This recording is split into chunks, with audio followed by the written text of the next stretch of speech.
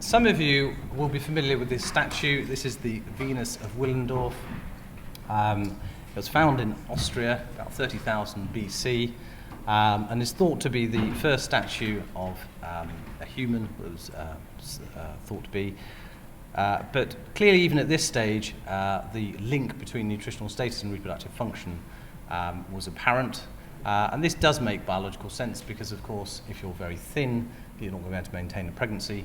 And if you're very overweight, there's complications. And so we know, moving forwards, that body weight when girls start puberty is tightly regulated.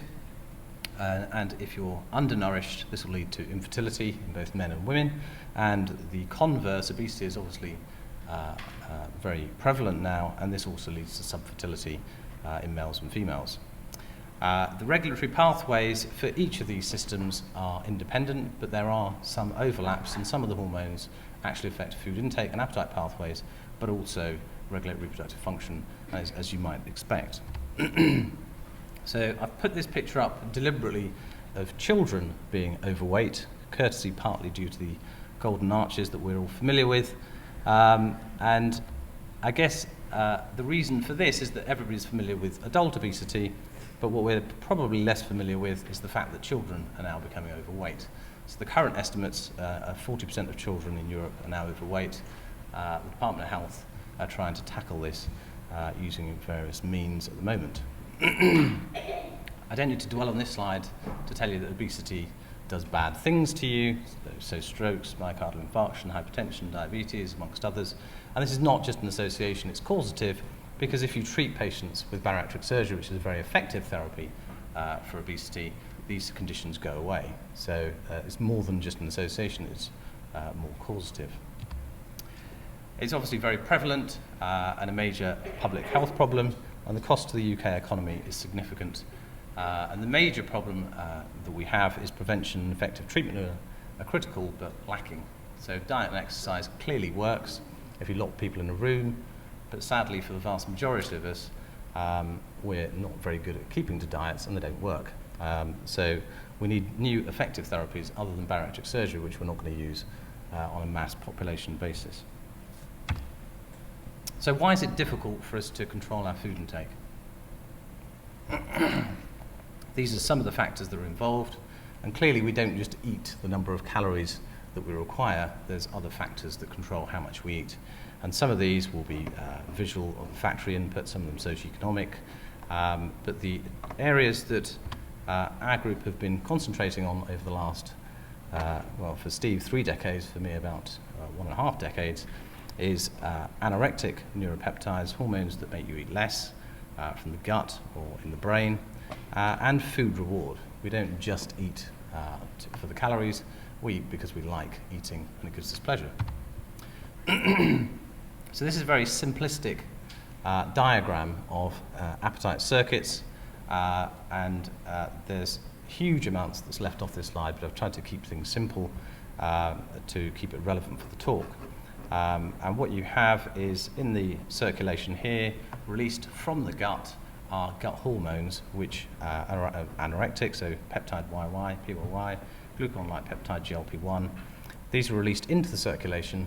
They then travel in the circulation, and this is the interesting bit in terms of therapeutics, is how they're working. Because if we can work out the physiology in a normal person, then we can try and use that information to develop new treatments. So these hormones are thought partly to act via the vagus nerve in the brainstem, but also the hypothalamus, which I'll talk about, which is a crucial area of the brain, and higher brain centers. And it's the higher brain centers and the reward areas that we think about when we go for a highly calorific meal rather than a salad, which is obviously less palatable, but probably quite good for us. So the hypothalamus is a region of the brain that's very important in food intake, and this is just a cross-section showing you some of the nuclei that are in the hypothalamus. So you've got the third ventricle here, the arcuate nucleus, surrounding it, a paraventricular nucleus here, lateral hypothalamus here, and the ventromedial hypothalamus here. So these are just some of the nuclei that are involved and control our food intake. And the arcuate nucleus has been studied in great detail by some of the people in this room. And it integrates peripheral and central feeding circuits. And there's two neuronal populations, populations that make you eat more, so neuropeptide Y and agouti-related protein AGRP neurons, and they make you eat more. And in the same arcuate nucleus are alpha-MSH, or alpha-melanocyte stimulating hormone neurons, which make you eat less. So this is just a schematic diagram of how this system, which is pretty well established, works. You've got the arcuate nucleus here in the hypothalamus, and that produces alpha-MSH, and that acts on the melanocortin 4 receptor to decrease food intake. And what's fairly unique about this system and interesting is that you've got an antagonist to this system, agouti-related protein or AGRP, that is an antagonist of this system and increases food intake. So one of the peptides that we've been working on over the last few years that's present in the hypothalamus is prokinetin 2, PK2. So this is expressed in the hypothalamus, and we decided to look to see what the effects on food intake are. So what are prokinetins? So prokinetins, there's two of them, PK1 and PK2, both about 80 amino acids in length. This is the PK2 molecule, and what you've got is a fairly long molecule with these disulfide bonds that give the correct conformation for receptor binding. PK1 is present in the peripheral tissue, PK2 is present in the hypothalamus and the CNS with low levels peripherally. And they both bind to the prokinetin receptors, the PKR1 and the PKR2. So why might we think that PK2 will be a good thing to study in terms of food intake? Well, we know that PK2 is expressed in the hypothalamic regions involved in food intake, so that's one obvious thing. But secondly, and importantly, the central nervous system levels of PK2 alter with your nutritional status. So rodents, which eat most of their food at night, will have low PK2 levels, and in the day when they're not eating, will have high PK2 levels. So this led us to hypothesize that perhaps PK2 was acting tonically to inhibit food intake in food intake circuits. So we tested this using in rats using ICV cannulations. This is intracerebroventricular cannulation. You anesthetize rats, put a stereotactic cannula into the third ventricle, and so you can directly administer the peptide into the third ventricle and see what the effects are on food intake. And you can clearly see here, this is the food intake on the y-axis here. This is saline injected controls, and you can see that increasing doses of picomoles per rat, so this is tiny doses of PK2, cause a significant reduction in food intake. So is this just a pharmacological effect? Well, it'd be interesting to know whether PK2 itself in the brain actually has an endogenous role in food intake. And one way to do this is to see whether the levels of PK2 vary according to your nutritional status. So here we have PK2 expression in the brain, in the hypothalamus specifically. These are fed animals, and in 12 and 24-hour fasted animals, which are hungry, the PK2 levels fall, which would be consistent with PK2 as an anorectic signal. And we also studied the converse. So if you block PK2 in the brain, what does that do to food intake? So we ICV administered PK2 antibody, which would block, even absorb the PK2 in the CNS, and this caused an increase in food intake in the PK2 antibody injected animals, but no effect in the control animals. So how's PK2 exerting its effects? It's working in the CNS, but which hypothalamic nuclei is it working? One of the ways to do this is to study CFOS expression. So CFOS is a marker of neuronal expression, and this is some slices from a rat brain. This is the saline injected animals, this is the PK2 injected animals, this is the arcuate nucleus, this is the supraoptic nucleus, and you can see clearly here, these are the brown dots, which is the CFOS expression, and there's background staining, which is very low here in the saline injected animals, but in the PK2 injected animals, there's significant CFOS expression in those two nuclei. And when we did an analysis of 8 regions of the hypothalamus that are implicated in food intake. In yellow is the PK2, CFOS in the brain, and these are the saline injected animals. You can see in these 4 nuclei there was significant CFOS expression when animals were injected ICV with PK2 in these hypothalamic nuclei, and no significant effects in these nuclei, suggesting that PK2 is mediating its effects via these hypothalamic nuclei. And to investigate this further and more directly, we then did stereotactic injection into rats into these individual hypothalamic nuclei. So again, rats are anaesthetized, they're stereotactically injected into specific hypothalamic nuclei and then injected with either saline or PK2. And you can see again food intake shown here on the y-axis. In the same nuclei where there was CFOS expression, there's a reduction in food intake. So this would suggest that PK2 is acting in the CNS via these hypothalamic nuclei. So it's useful, obviously, therapeutically, if one's going to develop this molecule, to know which receptor PK2 is working through.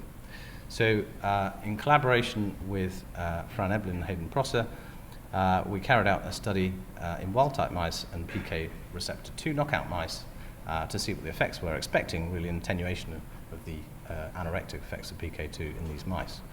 And you can see here, this is the food intake in the saline-treated animals, increasing doses of PK2 causing a reduction in food intake.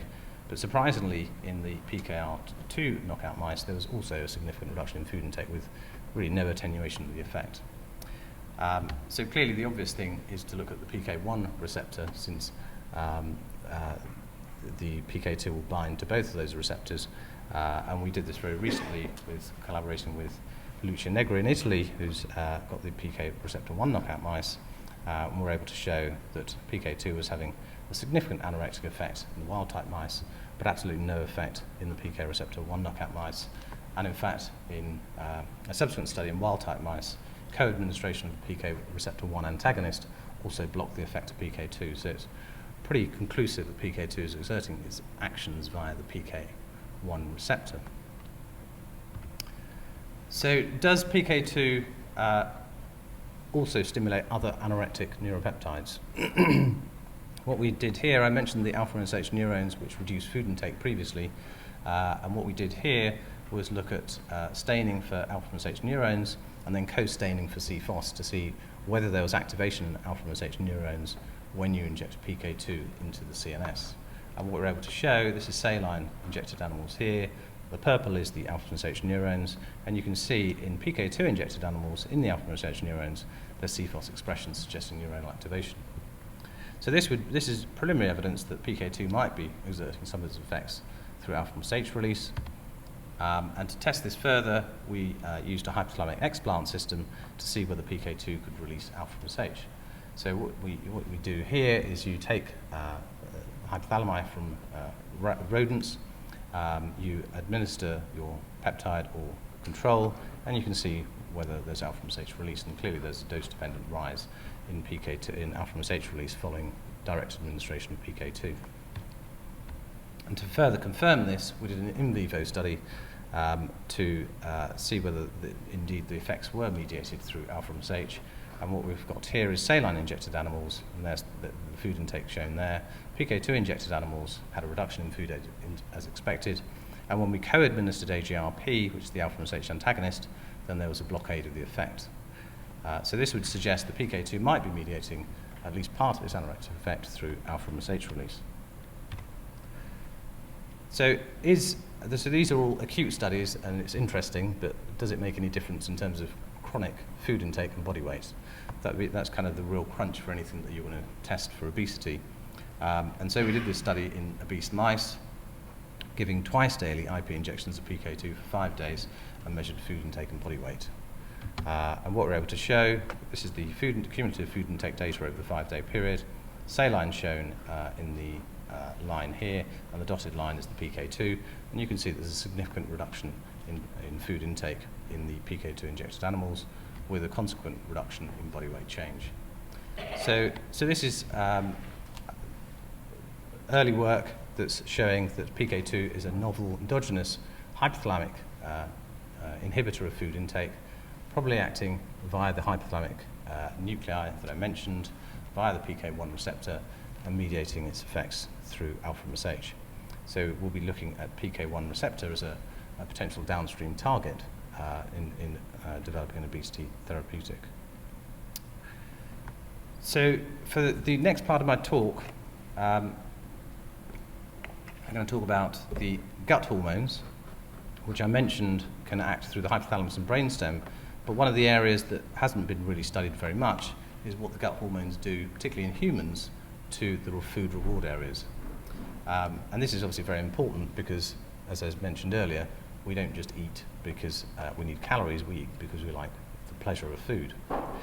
So in collaboration with Paul Matthews and the GSK Imaging Centre, as it was then, we kind of asked this question of, does PYY and GLP-1 release from the gut after a meal make you feel full? So I kind of have the analogy of Friday lunchtime, where if anybody's a fan of fish and chips, and you're a bit bored in the morning and you're coming up to lunchtime, you'll start having cravings of food, but actually as you pile into the fish and chips, particularly on this campus, those kind of cravings tend to disappear and may be replaced by nausea depending on how it's been cooked that day. But we know that PYY and GLP-1 are released after a meal, but do they have any effect on that food reward? So that was really the question that we wanted to ask. And the other reason to ask that question was that we'd shown previously in the laboratory that co-administration of these peptides as you get after a meal causes a reduction in food intake. So this is data in humans showing the energy intake after an infusion of GLP-1, and the food intake compared to the saline infusion goes down. PYY causes a reduction in food intake, and the two together, as would happen after a meal, cause about 27% reduction in food intake. The other thing that's interesting is that gut bypass surgery, which is the only real effective therapy for obesity, we know that gut hormones are elevated after bypass surgery and weight loss. And we know that you have elevated levels of PYY and GLP-1.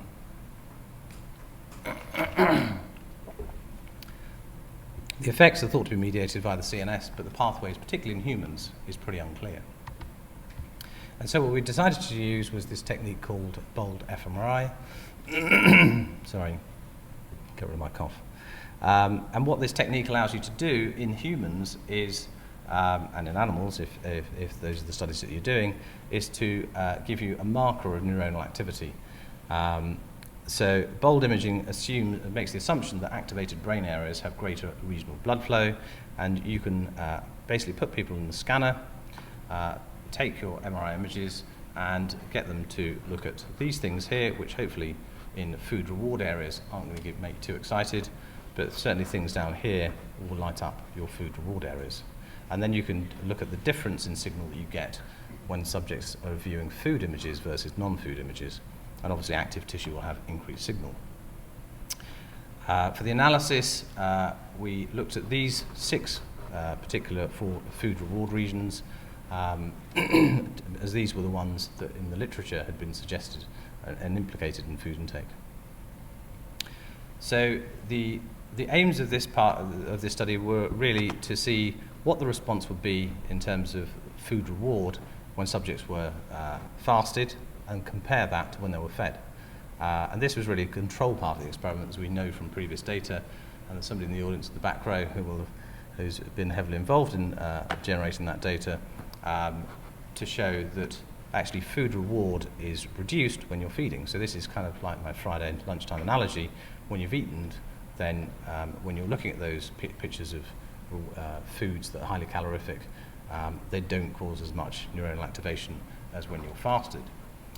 The interesting part of the study was going to be to really look at fasted subjects and give them the anorectic hormones and see if that could alter their neuronal activity when they were looking at pictures of food.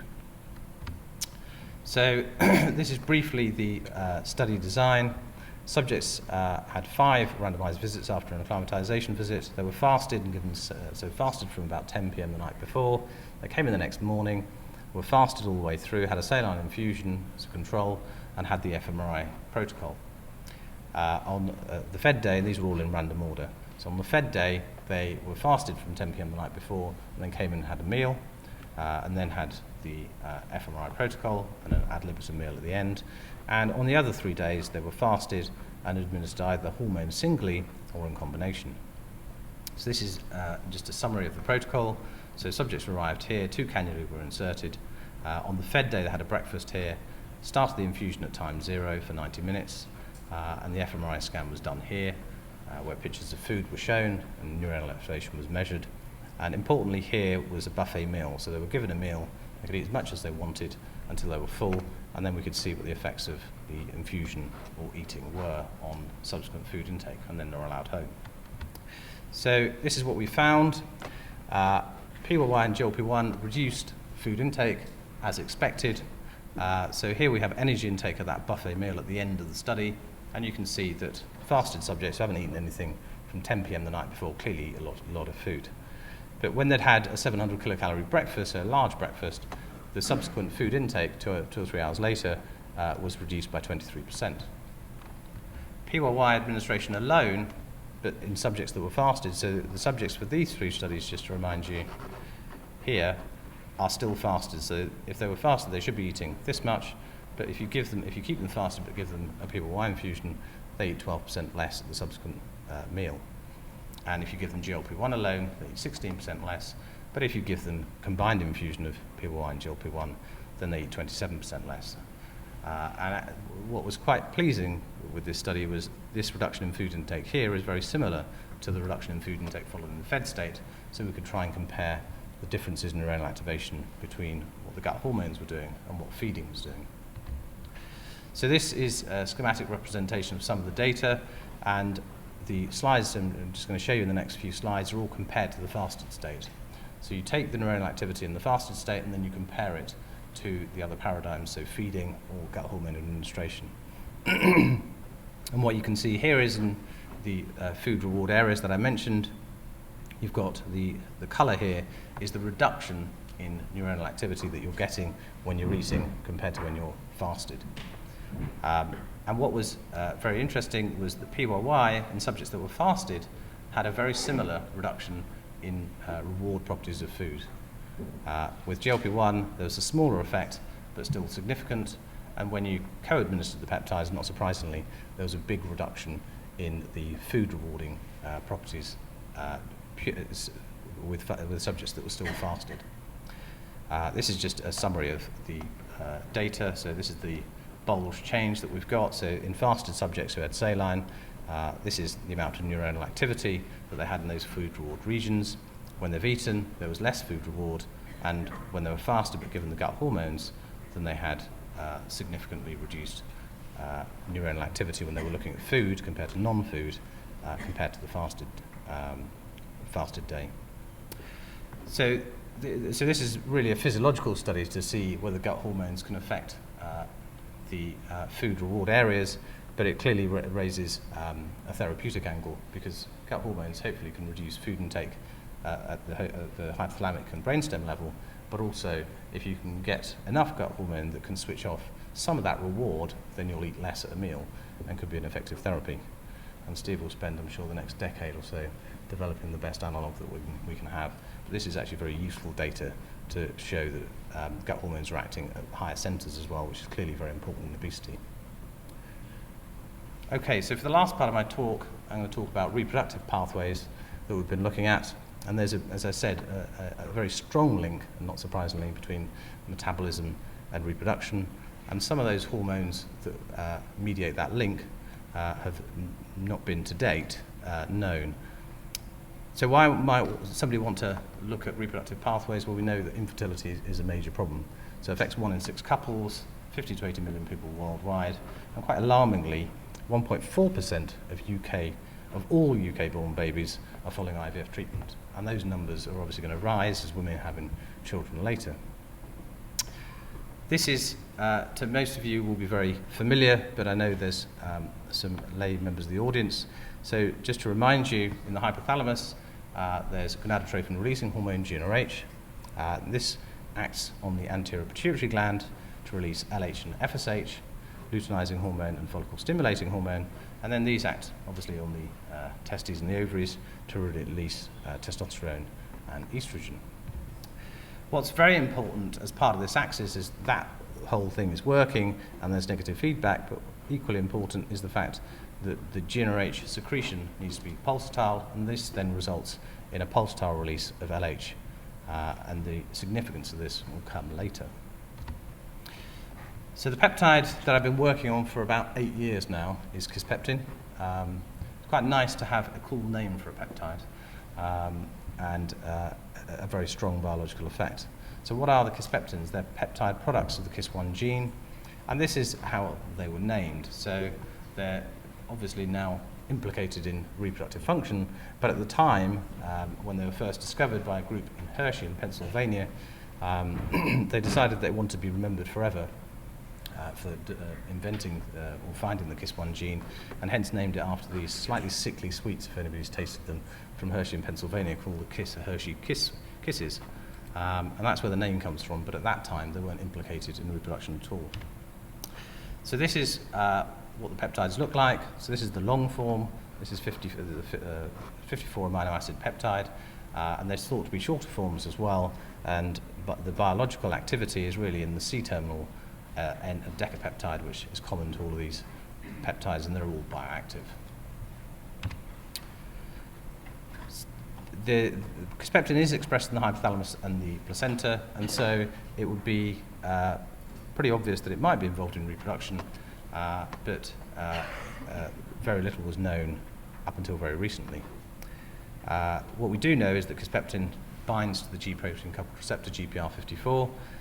So why would an endocrinologist get involved in an anti-metastatic gene? Well, it was these two papers in 2003 that really set this field alight. So I think since the discovery of GnRH, other people in the room might disagree. I think this was a major finding, that if you didn't have the GPR54 receptor, you didn't go through puberty. So this was discovered in mice, and that's all very well and good. Many people will deal with mice, and there's genetic defects and embryonic development problems.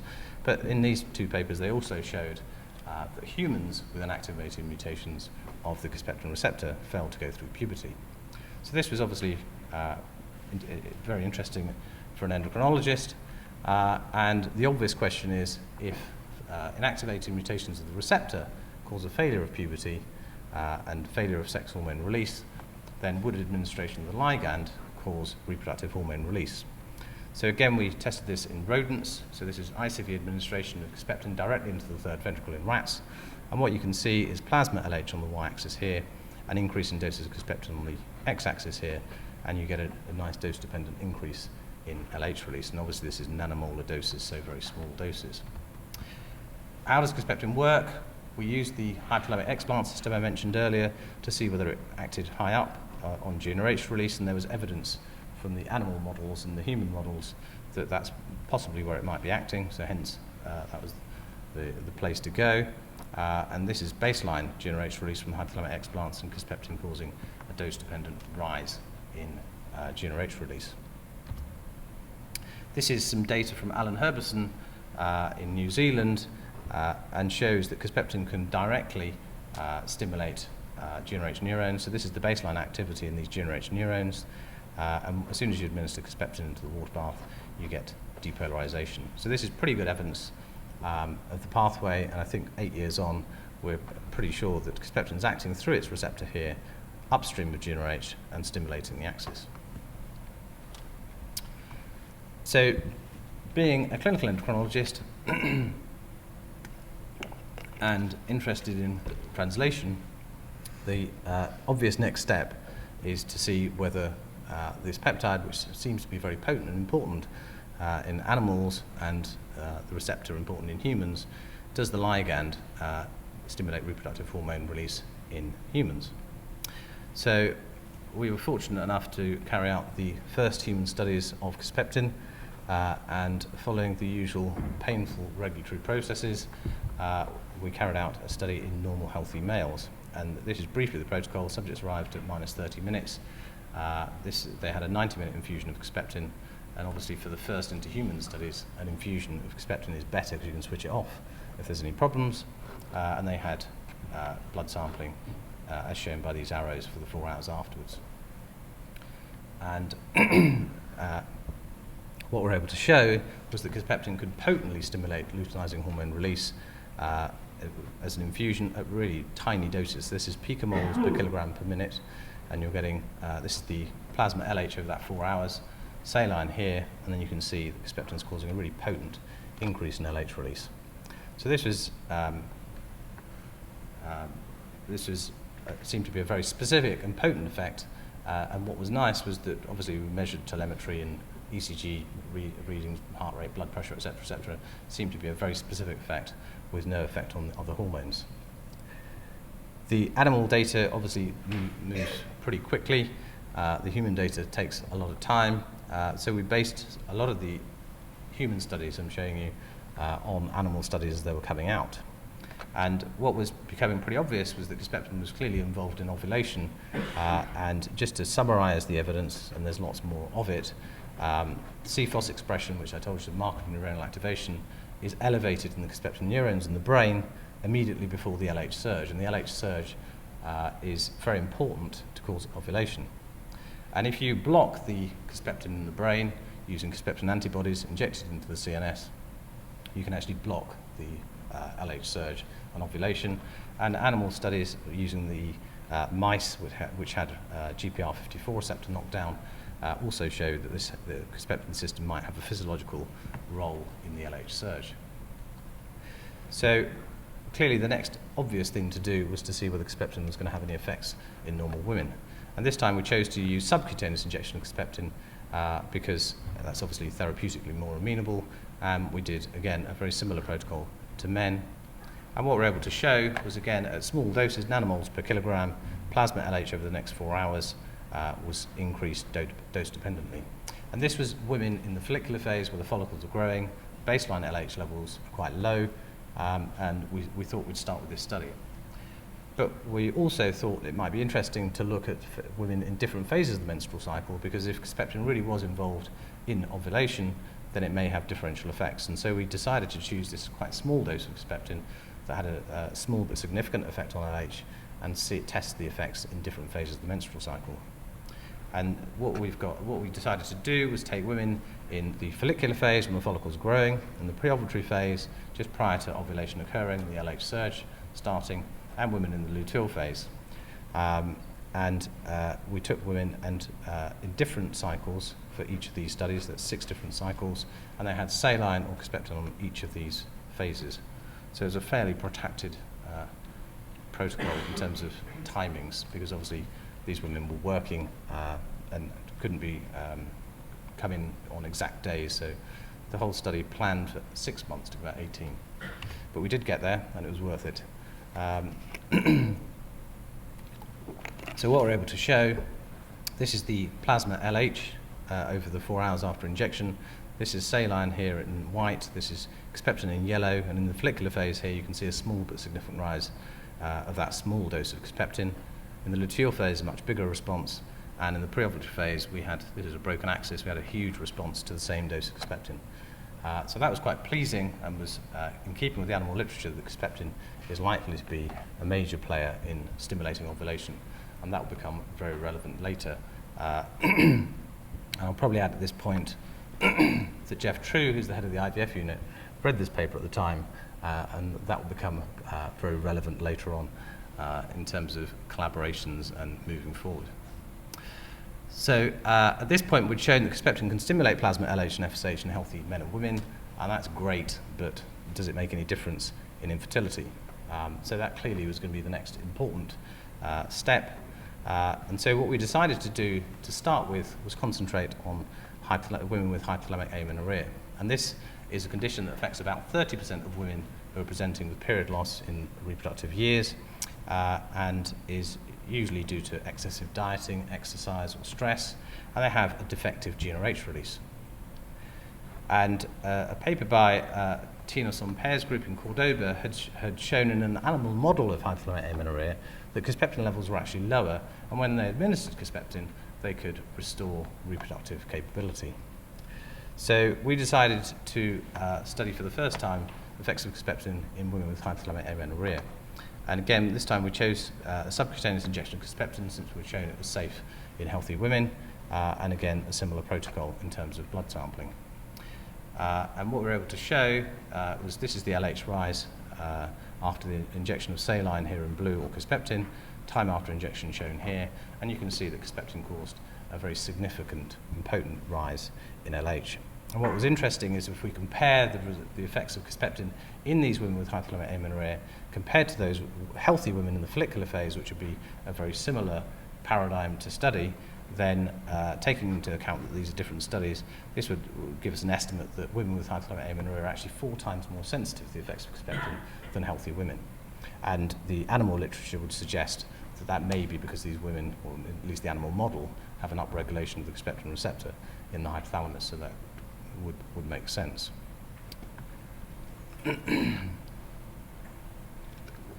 So I mentioned earlier that the LH pulsatility, the GnRH pulsatility and the LH pulsatility are crucial.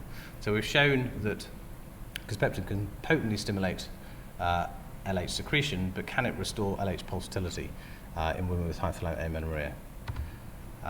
And the basis of this is, this is the kind of profile that you'll see in a woman with hypothalamic amenorrhea. Baseline LH levels are quite low, and there's very little pulsatility. And our aim was to see whether we could give an injection of kisspeptin and restore the normal pattern of secretion.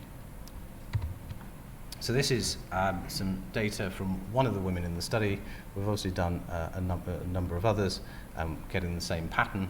So this is at the moment unpublished, but very exciting. And what it shows is if you give an infusion of kisspeptin at these tiny doses, at 0.01 nanomoles per kg per hour, you start getting a little bit of a sniff that something might be going on. At 0.03 nanomoles per kg per hour, the baseline LH has gone up. Pulsatility seems to be starting, and then a really dramatic effect at 0.1 nanomole per kg per hour, where you've got restoration of pulsatility.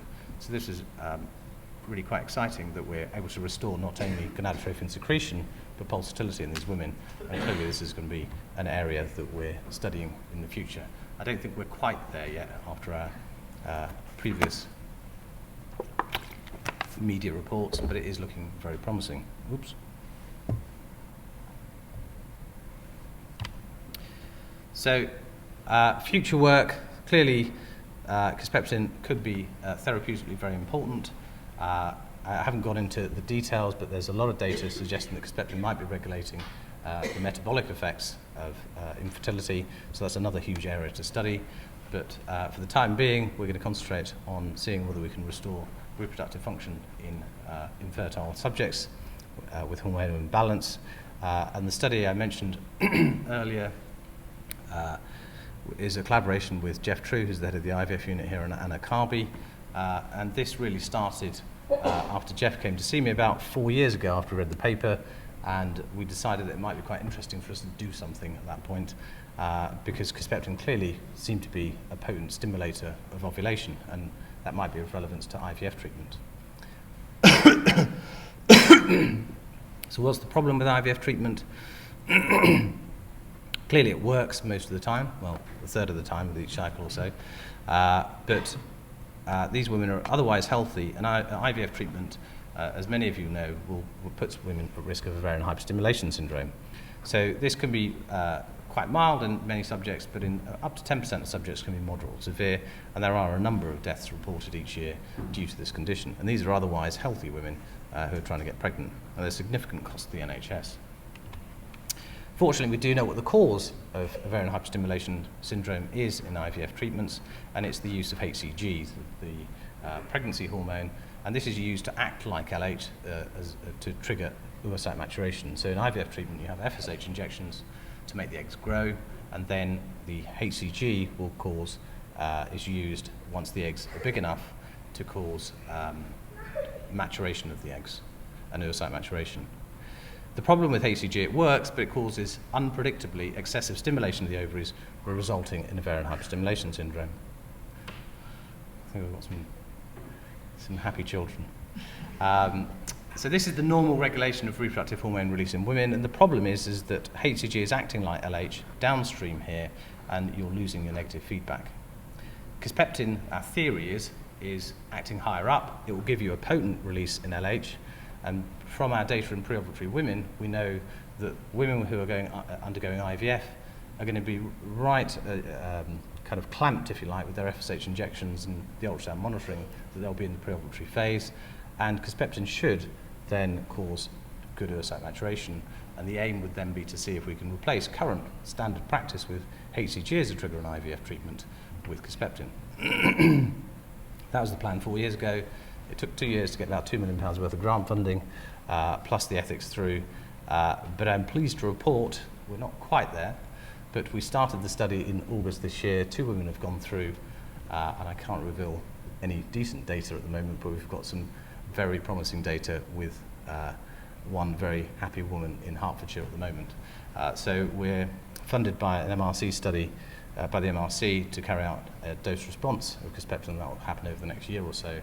And then we've already got some funding from the NIHR to do a downstream project to study kisspeptin versus HCG in IVF treatment to see whether we can still get efficacy as good as HCG but eliminate ovarian hyperstimulation syndrome. So that's a very exciting project that's currently ongoing. And I'm grateful to Jeff and his colleagues for the collaboration that started 4 years ago with a chat and has ended up with a really exciting study. So for the final couple of minutes of my talk, I'm just going to acknowledge the people who have been involved. So clearly the volunteers in these studies are fantastic. They kind of give up their time, they paid minimal expenses, and really none of these studies would be possible and advances made without them. I'd obviously like to thank the funding bodies who have funded the work through fellowships as well as through project grants, etc. And it wouldn't be possible without them. The next person I'd like to thank is somebody who, for the last 15 years or so, has supported my academic career.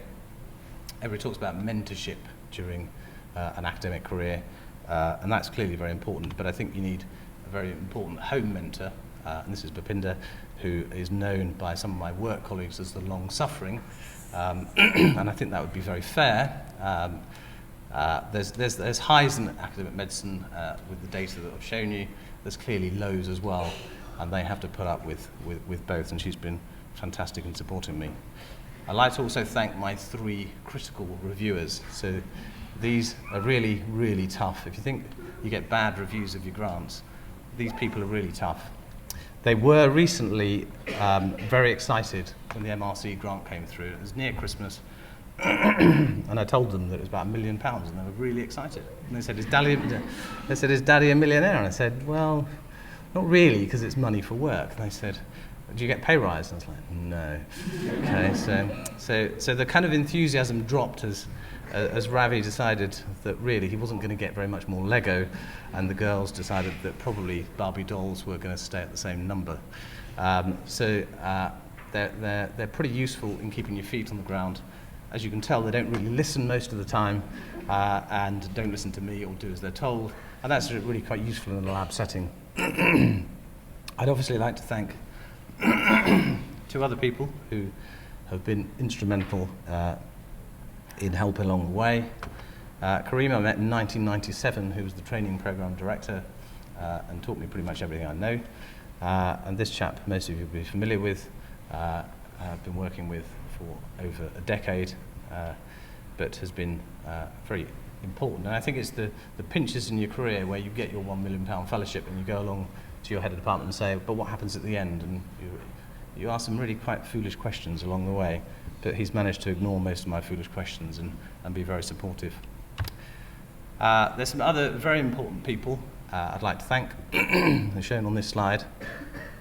And these people are the other senior PIs in our section, and they really have been instrumental in teaching me a heck of a lot, being very easy to collaborate with, and very importantly, we have quite a lot of fun, and that, I think, is very important in academic medicine.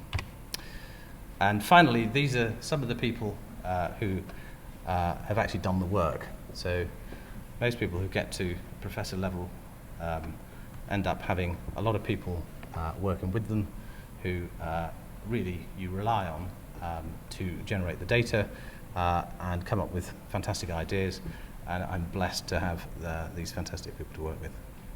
And finally, this is in alphabetical order.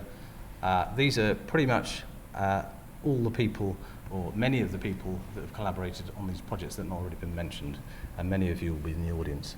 And I think it's really important not to forget people who have had a major part really in these studies, but perhaps are in laboratories, imaging, pathology, histopathology, locally, nationally, around the world, and none of this work would be possible without them. So thank you.